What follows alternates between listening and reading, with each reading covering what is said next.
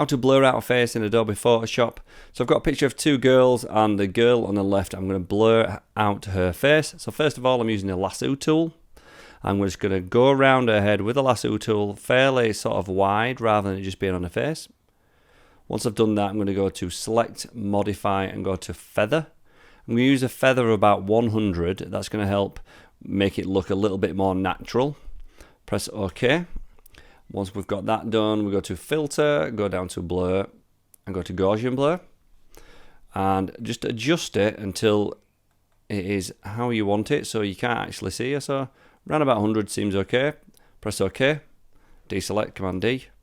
And there you have a face blurred in Adobe Photoshop. You can also do this on number plates and all sorts of different things that you want to blur out. So that's how to blur out a face in Adobe Photoshop. Hope you got something out of the tutorial. If you did, hit like, consider subscribing. Why not check out another one of my videos on screen now. Thanks for watching, guys.